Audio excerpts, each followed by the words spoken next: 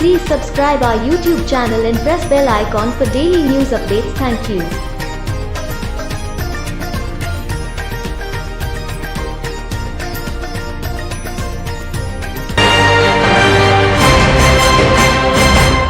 BTN আমার করিমগঞ্জে সবাইকে স্বাগত জানাই। আমি গৌরব। এবারে দেখে নিচ্ছি সংবাদ শিরোনাম।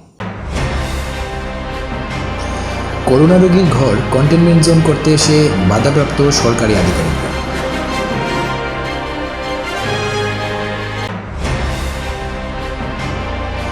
প্রধানমন্ত্রী নরেন্দ্র মোদীজির সাথে পরীক্ষা পে চর্চায় আসামের কীর্তি শইকিয়া।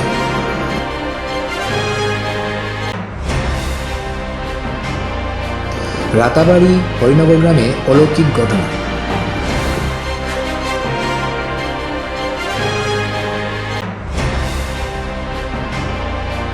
অসম শিক্ষক কর্মচারী সমন্বয় সমিতির পক্ষ থেকে নির্বাচনী অব্যবস্থা নিয়ে জেলাশাসককে স্মারকপত্র। ভূমি বিবাদকে কেন্দ্র করে উত্তেজনা লঙ্কায়।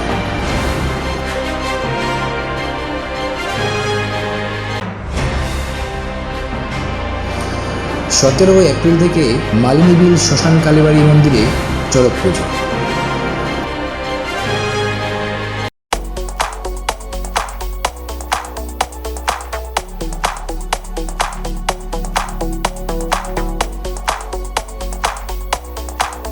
করোনা রোগীর ঘর কন্টেনমেন্ট জোন করতে গিয়ে বাধাপ্রাপ্ত সরকারি আধিকারিকরা।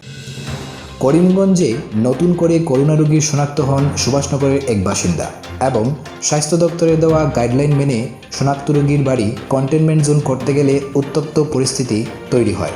কাজে বাধাগ্রস্ত হন সরকারি আধিকারিকরা। শনাক্ত রোগী আদৌ করোনা রোগী নয় বলে দাবি করেন বাড়ির কিছু মানুষ।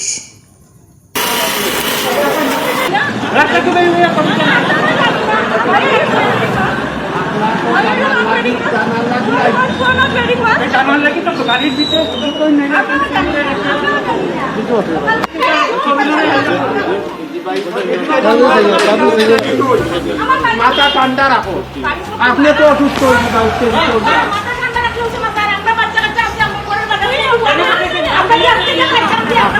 আমরা তো আপনারা ব্যাপারটা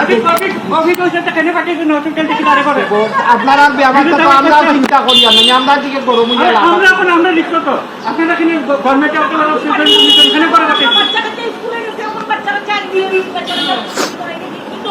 আমরা কি চাল লাগিয়ে আছি আপনারা জানার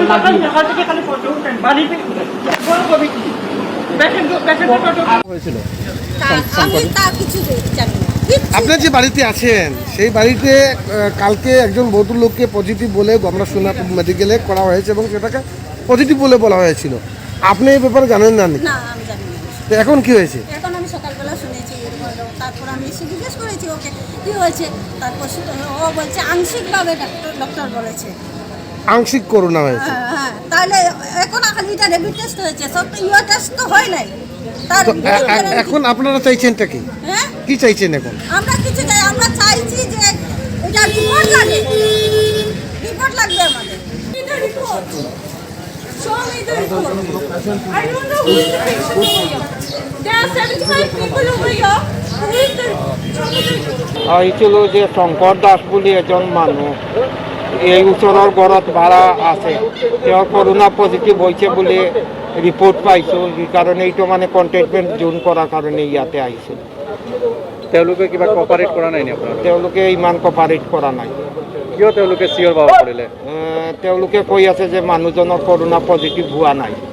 প্রধানমন্ত্রী নরেন্দ্র মোদীজির সাথে পরীক্ষা পে চর্চায় আসামের কীর্তি শইকিয়া। পরীক্ষা পে চর্চায় মাননীয় প্রধানমন্ত্রী নরেন্দ্র মোদীজি প্রতি বছরের ন্যায় এবছরও ছাত্রছাত্রীদের সাথে কথা বলেন। এতে তিনি আসামের কীর্তি শইকিয়ার এক প্রশ্নের উত্তরে বলেন, সব অভিভাবকের বাচ্চাদের সাথে সংযোগ স্থাপন করা জরুরি। বাচ্চাদের পছন্দ অপছন্দ বোঝা উচিত, এতে প্রজন্মের ব্যবধানও কমবে। নমস্কাৰ। প্ৰতি মাননীয় প্ৰধানমন্ত্ৰী মহোদয়, সকলো অসমবাসী ৰাইজৰ ফালৰ পৰা মই অভিনন্দন জ্ঞাপন কৰিলোঁ। माननीय प्रधानमंत्री महोदय, मैं कृष्टि सैकिया केंद्र विद्यालय IIT गुवाहाटी की 10वीं कक्षा की छात्रा हूँ और समस्त असमवासियों की ओर से आपको प्रणाम। सर, नई पीढ़ी की एक बच्चे के तौर पर हम अपने पेरेंट्स और अपने बीच की जनरेशन गैप को हमेशा कम करना चाहते हैं। तो प्राइम मिनिस्टर साहब, हम ये किस प्रकार कर सकते हैं? कृपया अपने मार्गदर्शन दीजिए। क्या नाम बताया बेटा? Sir, Christy Saikia. इतनी बढ़िया हिंदी कैसे बोल लेती हो? धन्यवाद सर। चलिए, आपका सवाल तो बहुत अच्छा है। एक विद्यार्थी के रूप में धन्यवाद। आपने जो सवाल पूछा है उसके लिए मैं आपकी बहुत सराहना करता हूं। ये बताता है कि आप उस मुद्दे को लेकर कितने संवेदनशील हैं। आप न केवल इस विषय को समझ रहे हैं बल्कि दो पीढ़ियों के बीच जनरेशन गैप कम हो इसका भी प्रयास कर रहे हैं। लेकिन मुझे पेरेंट्स से इस विषय पर बात करनी है। एक बात जो पेरेंट्स को डिसाइड करनी है, क्या वो बुढ़ापे की ओर जाना चाहते हैं या फिर अपनी उम्र कम करना चाहते हैं। और आप भी बेटा अपने मम्मी पापा को जरूर ये सवाल पूछना। अगर पेरेंट्स बुढ़ापे की तरफ जाना चाहते हैं तो बेशक अपने बच्चों के साथ डिस्टेंस बना लें, गैप बढ़ाते रहें। अगर आपको नवजीवन की ओर आगे बढ़ना है, अपनी उम्र घटानी है, युवा बने रहना है, तो आप अपने बच्चों के साथ गैप कम कीजिए, क्लोजनेस बढ़ाइए। ये आपके फायदे वाला है। आप याद करिए, जब आपका बच्चा 1 साल की उम्र का था तो आप उसके साथ कैसे बातें करते थे? तब आप उसे हंसाने के लिए कैसी कैसी आवाजें निकालते थे। आप अपने चेहरे के भांति भांति के एक्सप्रेशन बनाकर कैसे उससे बात करते थे। ऐसा करते हुए क्या कभी आपने सोचा कि कोई देखेगा तो क्या कहेगा? कभी आपने सोचा कि लोग आपको ऐसा करते हुए देखेंगे तो ये कहेंगे ये कैसे चेहरे बना रहा है, कैसी आवाज निकाल रहा है? क्या कभी उस समय आपने ये सोचा कि आपके बच्चे के मन में क्या चल रहा होगा? आपको उस समय आनंद आया, इसलिए आपने ये किया। आपने किसी की परवाह नहीं की। यानी आप सब कुछ छोड़कर खुद एक बच्चे बन गए। बच्चे से खेलने के लिए आप खुद खिलौना बन गए और बच्चे के खिलौनों से भी उतना ही चाव से खेले। आप याद करिए, कभी आप घोड़ा बने होंगे, कभी बच्चे को पीठ पर बिठाकर चले होंगे, कभी कंधे पर बिठाकर घर भर घूमे होंगे, कभी 4 पैर करके चले होंगे। बच्चा रोया होगा तो उसे चुप कराने के लिए आप भी जुट मुट कर रोए होंगे। तब आपको कोई फर्क नहीं पड़ता था कि देखने वाला क्या कहेगा, घर के बाकी लोग क्या कहेंगे, समाज क्या कहेगा, दोस्त क्या कहेगा। कुछ नहीं सोचा। क्या कभी सोचा था? आप उसका आनंद लेते हैं और ऐसा बच्चे के 5-6 साल की उम्र तक चलता रहता है। जैसे ही बच्चा थोड़ा बड़ा होता है तो एक लेवल पर मेंटेलिटी ऐसी हो जाती है कि माँ बाप बच्चे को डोमिनेट करना चाहते हैं, बच्चे को हर चीज सिखाना चाहते हैं। अचानक जो दोस्त थे वो दोस्त न रहकर बच्चे के इंस्ट्रक्टर बन जाते हैं और कभी कभी इंस्पेक्टर भी बन जाते हैं। साथियों, बच्चा जब बाहर की दुनिया में पैर रखता है तो बहुत सी बातें ऑब्जर्व करता है। घर में जो देखा था उससे कुछ ज्यादा, कुछ अलग, कुछ नया वो देखने लगता है। उस समय आपकी ये जागरूक जिम्मेदारी है कि उस नए वातावरण में आपका बच्चा और अधिक फले फूले। और इसका उत्तम तरीका है कि आप उसके मन से जुड़े, उसके मन से ही करें और उसकी हर बात को इमोशनली अटैच होकर के सुने। ऐसे नहीं फोन कर रहे हैं और वो बोल रहा है, ऐसा नहीं होना चाहिए। बिल्कुल उसके साथ जुड़िए। आपको जो पसंद नहीं, अगर वो काम आपका बच्चा करके आया है तो उसको डांटिए मत, टोकिए मत, बस सुनते रहिए। सुनते समय उसको लगना चाहिए कि आप उसको कितना प्यार करते हैं। हाँ, लेकिन जो चीज अच्छी नहीं है उसको मन में रजिस्टर करके रखिए। और ये ग्रोइंग एज के बच्चों के लिए करना बहुत जरूरी होता है। आप जितना हो सके उसकी बात सुनिए, उसकी बात समझिए।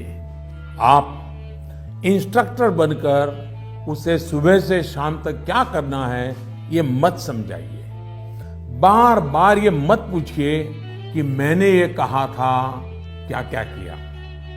बस अपनी आंखें खुली रखिए, कान खुले रखिए, उस पर ध्यान रखिए।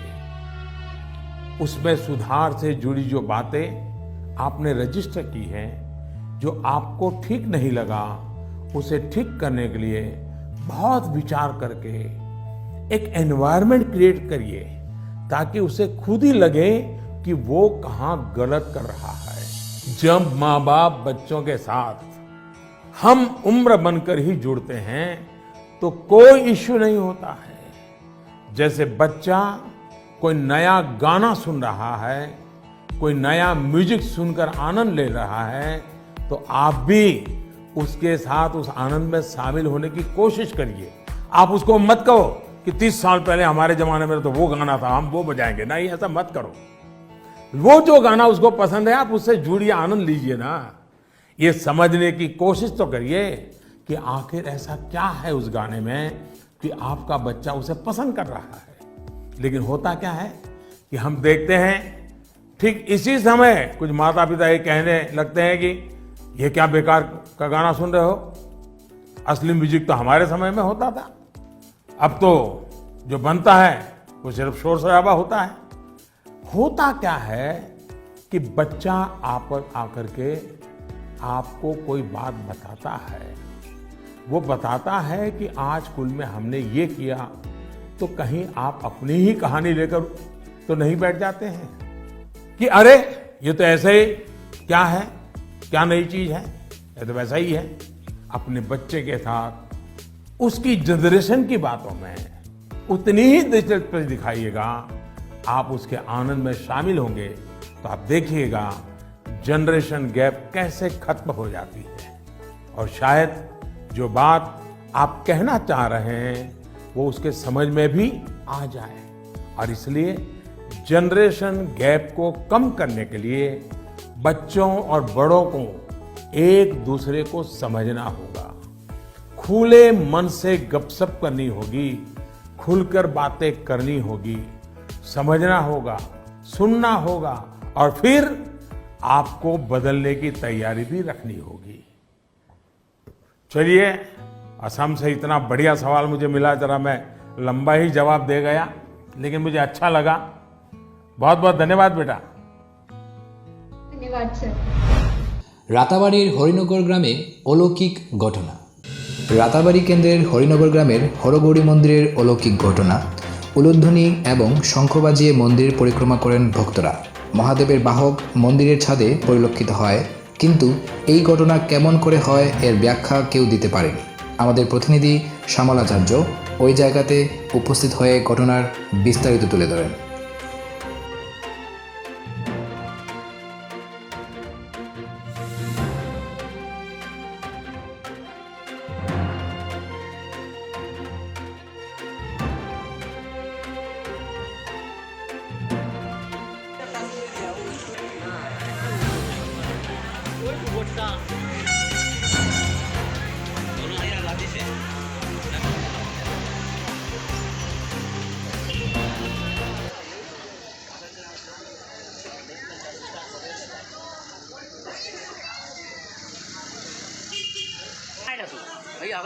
ले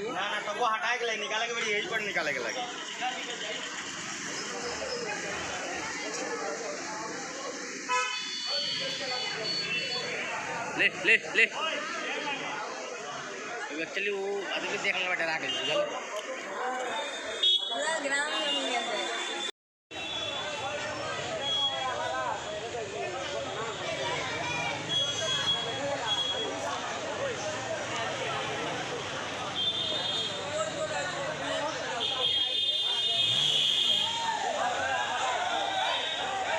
অসম শিক্ষক কর্মচারী সমন্বয় সমিতির পক্ষ থেকে নির্বাচনী অব্যবস্থা নিয়ে জেলাশাসককে স্মারকপত্র। এবার যে বিগত অ্যাসেম্বলি ইলেকশন গেল, অ্যাসেম্বলি ইলেকশনে পোলিং স্টাফরা বিভিন্ন অব্যবস্থার মধ্যে দিয়ে তারা পোলিং ডিউটি দিয়েছে।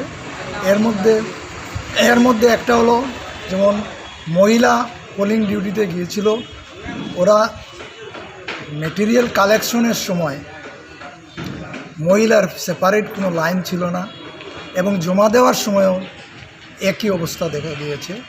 এ ব্যাপারে আমরা ডিসি মহোদয়ের গিয়ে আমরা মেমোরেন্ডাম জমা দিয়েছি। আরও বিভিন্ন জিনিস আছে, যেমন ধরুন এই ট্রান্সপোর্ট সেলের ব্যাপারে দেখা গেছে যে পেট্রোল পাম্পে পেট্রোল শেষ হয়ে গেছে, পোলিং ডিউটি স্টাফরা সময় মতো যাওয়ার কথা, যেখানে 7টার ভিতরে এখানে কেউ কেউ গিয়ে পৌঁছেছেন রাত 10টা 11টায়।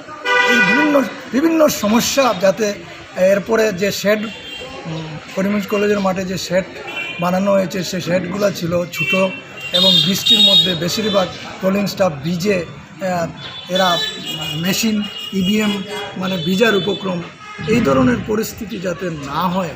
এবং খাওয়া দাওয়ার ব্যাপারেও অনেক পোলিং স্টাফ পরে দিয়ে খাওয়া পাইছিল না তারা, হ্যাঁ, এই নিম্নমানের খাওয়া।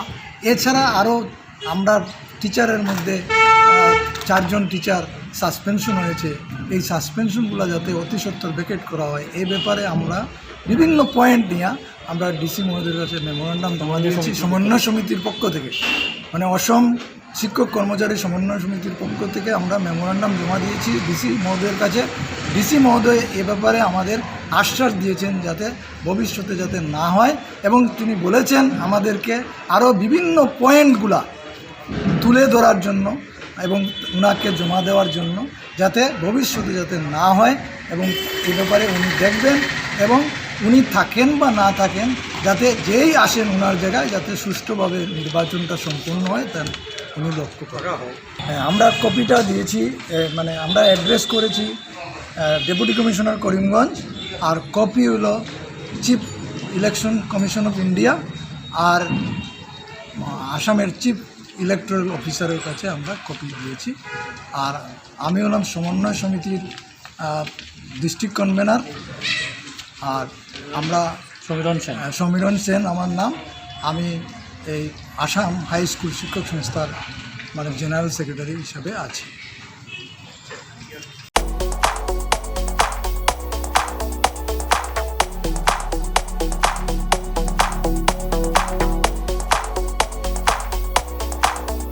ভূমি বিবাদকে কেন্দ্র করে উত্তেজনা লঙ্কায়। লঙ্কা শহরের পার্শ্ববর্তী উদলি বড়জোয়া গ্রামে ভূমিকেন্দ্রিক বিবাদে উত্তেজনার সূত্রপাত হয়। ফজলুর রহমান এবং নেসা এই দুপক্ষের মধ্যে আক্রমণ প্রতি আক্রমণের অভিযোগ, থানায় মামলা, পরবর্তীতে পুলিশি তদন্ত অব্যাহত। ঘটনাটা কি হয়েছিল? ঘটনাটো এওঁৰ মোটা মানুহজনী বেমাৰ, ঔষধ পাতি কৰাৰ কাৰণত মাটি 25 লোচা ৰাইজক গৈ হৈছে, ৰাইজে আহি বহি তাত 25 লোচা বেচি দিছে। তেখেতে বেচিছে ৰাইজ লগত লৈ পেলাই, ৰাইজে কথা বাৰ্তা সব মিলাই চিলাই দিছে, ৰেট চেট মাৰি দিছে। এইটো 25 লোচাৰ দলিলো হৈছে, দলিলখনো গামবুঢ়াই লিখি দিছে। ইয়াৰ পিছত যে তেখেতে 25 লোচাৰ যে 45 লোচা কেনেকৈ বনালে সেইটো আমিতো ক'ব নোৱাৰোঁ। 25 লোচা অলৰেডি তেখেতে চন্দি ল'ল, পিছত কিন্তু আকৌ ইয়াত ইফালে বুলি 20 লোচা বাকী আছে। কেইদিন পিছত আকৌ ইফালে আহি তেলে 2-3 বাৰ তেখেতৰ লগত এটা জগৰা ফচাদ হৈছে, ফেচ মেচো হৈছে। তেখেতক মাতিছে ৰাইজে, বৈছে গৈ বোলে দলিলখন আনা তুমি, দলিলখন কিন্তু দিয়া নাই। এনেই মোকে কৈ থাকে বোলে নাই মোৰ আৰু 20 লোচা আছে। সিদিনাতো এই তাত ৰাতি তেখেতে গড় বনাই লৈছে, এই মাইকীজনী মানে গাঁৱত গৈ পেলাই আঁকি ৰাইজক কৈছে, পিছত ৰাইজে আহি দেখিছে গড়টো সাজি লৈছে। ৰাইজ তাত থিয় হৈ থাকিছে, তেখেতে গড়টো ভাঙি তাৰমানে ৰাইজ লৈ ঘৰটো ভঙা হৈছে। ৰাইজ কিন্তু ৰাইজ লৈ ঘৰটো ভঙা হৈছে। ৰাইজ আছিল তাত সন্মুখত, ৰাইজৰ সময়ত ৰাইজ আছিল তাত। মাইকীজনীয়ে তেখেতৰ গড়টো ভাঙি তেওঁৰ মাটিত মুকলি কৰিছে। যোনটো মাটি বিক্ৰী কৰিছে সেইটো নহয়, যি 25 লোচা মাটি বিক্ৰী কৰিছে আগত দি সমজাই দিছে। সাক্ষী আপোনালোকে আছিলে? হয় হয়। কেইজন আছিলে? আমি 7জন না 8জন সাক্ষী আছো, দলিলত সাক্ষী আছো, আৰু এনে গাঁৱৰ সব ৰাইজ সাক্ষী আছে। 25 লোচা বিক্ৰী কৰিছে বুলি ন? 25 লোচা আগত বিক্ৰী হৈছে, এইটো গাঁৱৰ মানুহ সব সাক্ষী আছে। তেওঁলোকে নিজে লিখি লৈছে নেকি 45 লোচা বুলি? পিছত 45 লোচা কেনেকৈ বনাইছে সেইটোতো তেখেতে জানে, আমি ক'ব নোৱাৰোঁ। আপোনালোকে আৰক্ষীক জনাইছে নে নাই? জনোৱা হ'ল, কেইবাৰ কেইছো হৈছে, বিচাৰো বহিছে, তেখেতে দলিলটো দিয়া নাই। কাৰ ওপৰত কেছ হৈছে? কেছটো তেখেতে কৰি দিলে আন্ধু ফান্ধু মানে 7, 8, 9 জন। কি হৈছিলে ঘটনাটো? 25 লোচা মাটি আমার বেমারি পাগল মানুষ বেচিয়া দুয়াইদারও করছে, মই মুরব্বী বেচিয়া দিছে, না এটা ওষুধপত্র করছি। আর এখন তারা বেইমানে করিয়া 45 লোচা মাটি কেমনে বানাইছে মুরব্বী হলে কইবা। মানে আপোনালোকে 25 লোচা মাটি বিক্ৰী কৰিছে? মুরব্বী বেচিয়া দিছে, বিক্ৰী কৰিছে। তাৰপিছত সিহঁতে চিকিৎসা করছে, 45 লোচা মাটি লিখি লৈছে। তারা লিখি লৈছে। তারা লেখিয়া এখন আমার জবরদস্তি আমার এখানে গড় বানাইছে রাখতে 10টার পরে বানাইয়ালে বাদে আমি মুরব্বী সকলরে কইছো, কইয়ালে মুরব্বী সকল আইসো না, ইয়া মুরব্বী সকলে এখন দেখিয়া গড় দরজা মুরব্বী সকল লইয়া ভাঙ্গিছি, ভাঙ্গিয়া ফেলাইয়া গেছি আমার বাড়িত গিয়ে আমার হিনো জান পাচাইতে পারে আমার গড় দুয়ার সব ভাঙ্গিয়া হিনো ফেলাইছে। মানে আৰু এটা ঘৰ ভাঙি দিছে আপোনাক? আপুনি 25 লোচা যি মাটি বিক্ৰী কৰিছে, তেখেতসকলে ক'ত ঘৰটো ক'ত বনাইছে? পুৰা 25 লোচা বনাইছে না? মাটি বেচিয়া সন্দেহ দিছে, সেই গড় বানাইছে, দোকান ফাটটা বইছে, তাত ঘর বনোয়া আছে অলরেডি? এই দোকানটা বইছে। তারা যে মাটি কিনছিল এই মাটিটা তারা সন্দেহ দিয়েছে। আর অল্প 45 লোচা মাটি তারা কেমনে বানাইলো 25 লোচা মাটি মানে। তেতিয়া আপোনালোকে লঙ্কা আৰক্ষীক জনাইছে না নাই? আপোনালোকে পুলিচক জনাইছে না নাই? পুলিশে জানাইছি, বেজান জানাইছি, কেসও করছি। আপনার নামটো কি? আমার নাম সায়ারুল স্যার। এই জায়গাখিনি কি নাম? জায়গা এখান বরদুয়া গাঁও। বৰজোৱা গাঁও। আপুনি এইটো গাঁৱৰ? মই এই গাঁৱৰে মানুহ। আপোনালোকে যেতিয়া মাটিটো বিক্ৰী কৰিছে আপোনালোকে সাক্ষী হিচাপে আছিলে? সাক্ষী হিচাপে। কি হৈছিলে ঘটনাটো? ঘটনা হ'ল ই মানসিকভাৱে আক্ৰান্ত এটা মানুহ আমাৰ গাঁৱত। ইয়াৰ হ'ল মিছেছ হ'ল এইজনী। এই মিছেছজনীয়ে তাইৰ সম্পূৰ্ণ ৰক্ষণাবেক্ষণ মিছেছেই দিয়ে। দিয়াৰ পিছত মানুহৰ যেতিয়া মানসিকভাৱে আক্ৰান্ত হৈছে, মানুহটোৰ টকা পইচাৰ প্ৰয়োজন পৰিছে, টকা পইচা ক'ত পাব মানুহটোৱে? তাৰ নিজৰ অলপ মাটি আছে, সেই মাটিৰ পৰা সি 25 লোচা মাটি তাৰ দাদাৰ ওচৰত বিক্ৰী কৰা হৈছে। 25 লোচা মাটিটো বিক্ৰী কৰাটো আমি জানো খাটাং ৰাইজে। তাৰপিছত সি কৈছে 45 লোচা মাটি তাৰ পৰা কিনা হৈছে। তাৰ 25 লোচা মাটি সি কেনেকৈ কিনিছে, কি ধৰণে কিনিছে সেইটো আমি নাজানিছিলোঁ, আমি ৰাইজ অৱগত নহয়। আমি 25 লোচা মাটি বিক্ৰী কৰাটো আমি অৱগত, এইটো খাটাং। তাৰপিছত সিদিনাখন ৰাতি যেতিয়া আহিছে, আহি পেলাই ৰাইজৰ মানুহৰ ওপৰত যেতিয়া এই ঘৰটো সিহঁতৰ নিজেই ভাঙিছে, মোকামাকি ভাঙিছে। ৰাইজৰ মানুহ তাত ৰাস্তাত থিয় হৈ আছিল, ৰাইজৰ কোনো মানুহ ইয়াত জড়িত নাই। সিহঁতৰ পাৰ্চনেল মেটাৰ, ভাই ককাইৰ মেটাৰ, মাটি কিনা বেচা কৰাত সিহঁতৰ জালিয়াতি কিবা কৰিছে। যদি সি সৎ মানুহ হয়, আমি আজি আপোনালোকৰ এই মিডিয়াৰ মাধ্যমে মই তাক ৱেলকাম জনাইছোঁ, তাক আদৰণি জনাইছোঁ যে তুই ৰাইজৰ সমাজত আহি তোৰ ডকুমেণ্টছ লৈ আহি তুই প্ৰতিউজ কৰ ৰাইজৰ ওচৰত যে মই 45 লোচা মাটি কিনিছোঁ, এয়া মোৰ দলিল আছে। সেই দলিল ৰাইজে চালি জাৰি চাই যদি সি প্ৰাপ্যদাৰ হয়, ৰাইজে তাক উচিত বিবেচনা কৰি দিব। কি হৈছিলে সেইদিনাখন ৰাতি 10টা 10:30 বজাত মানে চিঞৰ বাখৰ শুনিলোঁ। চিঞৰ বাখৰ শুনি পেলাই মই মানে আহিলোঁ, ঘৰৰ পৰা ওলাই আহিলোঁ যে কি হ'ল, মানে ডকাইত আহিছে তেনেকুৱা এটা চিঞৰ বাখৰ হৈছে। সেইটো শুনি পেলাই মই আহিছোঁ। অহাৰ পিছত দেখিলোঁ যে এই নিৰীহ মানুহজন, এইবিলাক মানুহে মানে নিজৰ ঘৰখন মানে ভাঙি আছে, সিহঁতৰ ঘৰখন ভাঙি আছে, সিহঁতে ৰাতি বনাই দিছিলে। আমি আহি ইয়াত মানে খাৰা হৈ পেলাই দেখিছোঁ। এইবিলাক দেখাৰ পিছত কি হ'ল মই নাজানো, পিছদিনাখন মোৰ ওপৰত কেছ দি দিলে। মানে আপুনি একোৱে কৰা নাই? মই একোৱে কৰা নাই। মোৰ লগত আৰু যদি সাক্ষী লাগে, সাক্ষীও আছে। মই আহিছোঁ, আহি পেলাই মানে জাষ্ট খালি এই বাটত আহি পেলাই খাৰা হৈ দেখি আছোঁ। কিমানজনৰ ওপৰত দিছে? এনেকুৱা মানে 7-8 জনৰ ওপৰত দিছে। গাঁৱৰ মানুহৰ ওপৰত দিছে, কেছটো দিলে। আৰু আপোনাৰ নামটো কি? মোৰ নাম জাকিৰ হুছেইন। জাগাখিনি কি নাম? এইখনৰ নাম বৰজোৱা গাঁও। আপুনি এইটো গাঁৱৰে মানুহ? মোৰ মানে এইটো সীমাটো হ'ল এই পিপল পুখুৰী আৰু বৰজোৱাৰ সীমা। মোৰ ঘৰটো হ'ল পিপল পুখুৰী। আপুনি মানে চিঞৰ বাখৰ শুনি আহিছে? চিঞৰ বাখৰ শুনি আহিছোঁ। আপুনি কি ক'ব বিচাৰিছে তাৰমানে? এতিয়া মানে উচিত তদন্ত কৰি প্ৰশাসনত জনোৱা হৈছে, উচিত তদন্ত কৰি দোষী হ'লে শাস্তি হ'ব, আৰু সিহঁতে যদি মানে ভুলকে দিছে সিহঁতৰ শাস্তি হ'ব লাগে। 17 এপ্রিল থেকে মালিনীবিল শ্মশান কালীবাড়ি মন্দিরে চড়ক পুজো। গত বছরের করোনা মহামারীতে গোটা বিশ্বের সাথে ভারতেও লকডাউন ঘোষণার প্রভাব পড়ে চড়ক পুজোর আয়োজনে অনুমতি মিলেনি পুজোর।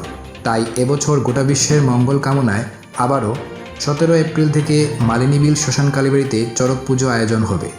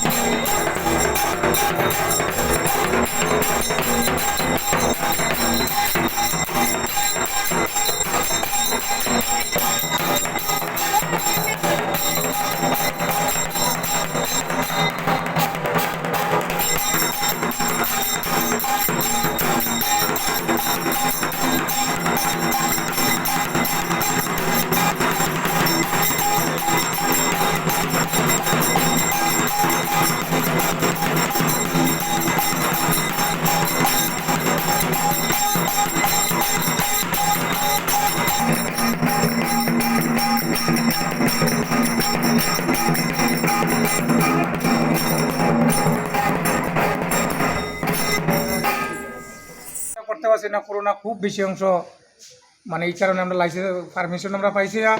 এই কারণে এবার আমরা যখন একটা পূজার কোনো আদেশ পাইছি তখন আমরা এটা করোনাটা সরিয়ে যাবার জন্য আমরা মঙ্গল কারণ আমরা এটা করতে আসি।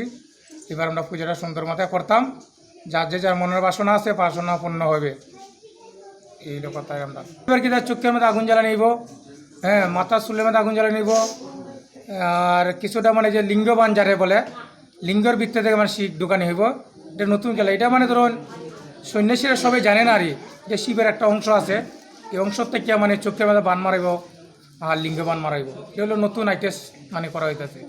বীরামন্ত্রে মানে আগুন জ্বালা নিব, অনেক কিছু আছে আর বশীকরণে বহুত কিছু, 136টা খেলা আছে আমার কাছে।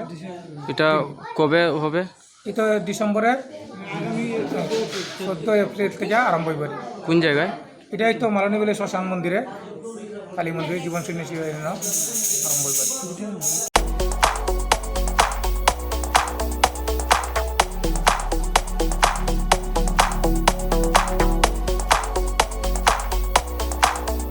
বিটিএন আমার করিমগঞ্জ আজ এ পর্যন্ত। আগামীকাল আবার দেখা হবে। ধন্যবাদ। Please subscribe our YouTube channel and press bell icon for daily news updates. Thank you.